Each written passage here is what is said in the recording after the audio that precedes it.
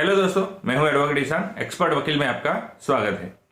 दोस्तों, आज हम बात करेंगे कि अगर आप एफआईआर लिखवाने में देरी करते हैं या एफआईआर बाद में लिखवाते हैं किसी कारणवश, तो क्या उसका केस पर असर हो सकता है या फिर एफआईआर देर से लिखवाने के कारण क्या केस पर कोई नेगेटिव इम्पैक्ट पड़ेगा या नहीं पड़ेगा, इसके बारे में बात कर रहे हैं। क्योंकि कई बार ऐसी घटना हो जाती है कि जो एफआईआर है वो लिखवाने प्रायोरिटी नहीं रहती है और इसके कारण कुछ दिनों के बाद एफआईआर लिखवाने जाते हैं, तो क्या उसका केस पर बुरा असर पड़ सकता है या फिर नहीं, यह आज हम इस वीडियो में जानेंगे।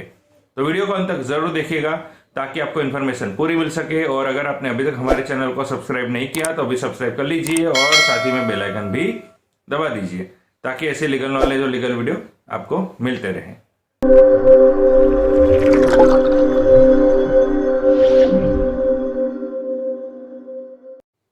तो फ्रेंड्स, कई बार ये देखा गया है, कोई ऐसी घटना घट जाती है जिसके कारण एफआईआर में जो दर्ज कराने में देरी हो जाती है। जैसे कि किसी का कोई ऐसा एक्सीडेंट हो जाता है या फिर किसी को मारामारी के दौरान बहुत गंभीर चोटें आ जाती हैं या फिर आपके घर पर या किसी के घर पर चोरी होती है, लेकिन उस वक्त वो या तो आउट ऑफ स्टेशन होते हैं या कहीं दूर होते हैं, जिसके कारण वो टाइम के पर एफआईआर दर्ज नहीं करा पाते हैं। जैसे कि एग्जाम्पल के तौर पे आपको बताऊं कि या तो किसी व्यक्ति को किसी मारामारी हुई और वो गंभीर रूप से घायल हो गया है या फिर किसी का बहुत बड़ा एक्सीडेंट हो गया है। तो ऐसे समय में जो परिवार के लोग हैं या जो लोग हैं वो उस व्यक्ति को ट्रीटमेंट देने में, यानी कि उसे हॉस्पिटल पहुंचाने में, उसकी जो सारवार करने में व्यस्त रहता है, ना कि उस समय वो एफआईआर दर्ज कराने में उनकी प्रायोरिटी होती है। यानी कि जो व्यक्ति है पहले उसे फर्स्ट एड या फिर जो हॉस्पिटल पहुंचाया जाए उसकी सारवार की जाए, बाद में जब नॉर्मल कंडीशन हो जाती है तब एफआईआर दर्ज कराने के लिए जाते हैं। तो कई बार ये होता है कि इसके कारण कुछ दिनों का गैप आ जाता है, जिसके कारण क्या केस पर असर पड़ सकता है या फिर नहीं पड़ सकता, ये एक बहुत बड़ा सवाल होता है। तो सुप्रीम कोर्ट ने एक केस में ये कहा था कि जब एक व्यक्ति ने एक एफआईआर दर्ज कराने में देरी लगाई थी, लेकिन यहां पर इसी तरह का एक केस था कि जो व्यक्ति था वो इंजर्ड था और हॉस्पिटलाइज के सारवार ले रहा था, जिसके कारण उसके परिवार ने या उसने जो एफआईआर है दर्ज कराने में देरी की। लेकिन वहां पर उन्होंने जस्टिफिकेशन दिया था, वहां पर उन्होंने प्रॉपर रीजन दिया था कि इस कारण की वजह से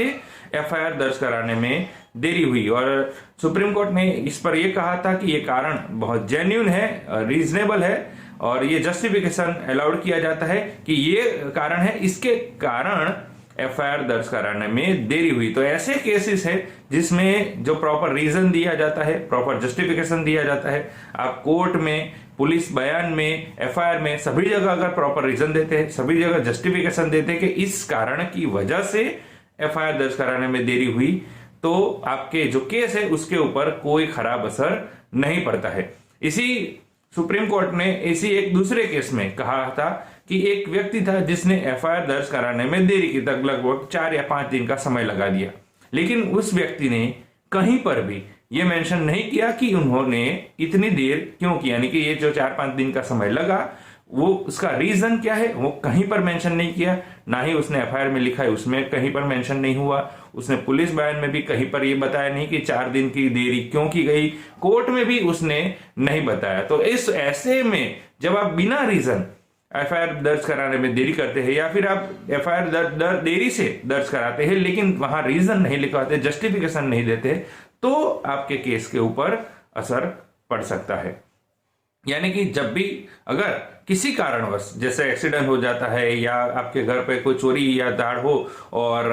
आप आउट ऑफ स्टेशन हो, ऐसी परिस्थिति में आपको पता ही नहीं है कि ऐसी घटना घट गई है और फिर आप देरी हो जाती है, तो आप पूरी एफआईआर जब लिखा है तो वहां पर लास्ट में ये जस्टिफिकेशन दे, ये जेन्युइन रीजन दे कि ये कारण था, इसके कारण एफआईआर दर्ज कराने में और घटना के दिन के बीच में इतना समय का लगा था। तो अगर आप एफआईआर देरी से दर्ज कराते हैं तो उसमें प्रॉपर रीजन, जेन्युइन रीजन, जो सही रीजन है वो आप बताएं ताकि आपके केस के ऊपर कोई भी नेगेटिव असर ना पड़े। तो ये थी इंफॉर्मेशन कि अगर एफआईआर देर से दर्ज कराई जाती है और उसमें देरी हो जाती है तो केस पर असर पड़ेगा या फिर नहीं पड़ेगा और किन कारणों की वजह से पड़ सकता है असर, तो हमें क्या बात ध्यान में रखनी चाहिए। तो दोस्तों, कैसी लगी इंफॉर्मेशन जरूर बताइएगा। दोस्तों अगर आपको ये वीडियो अच्छा लगा है तो इसे लाइक कीजिए, शेयर कीजिए। आपका सवाल हो तो कमेंट कीजिए। दोस्तों अगर आपने अभी तक हमारे चैनल को सब्सक्राइब नहीं किया तो अभी सब्सक्राइब कर लीजिए और साथ ही में बेल आइकन भी दबा दीजिए ताकि ऐसे लीगल नॉलेज और लीगल वीडियो जैसे अपलोड हो आप तक नोटिफिकेशन तुरंत पहुंच सके। इसके साथ ही आप हमें हमारे social media platform Facebook, Twitter, Instagram और लिंक्डइन पर भी फॉलो कर सकते हैं। और इस वीडियो को पूरा देखने के लिए धन्यवाद।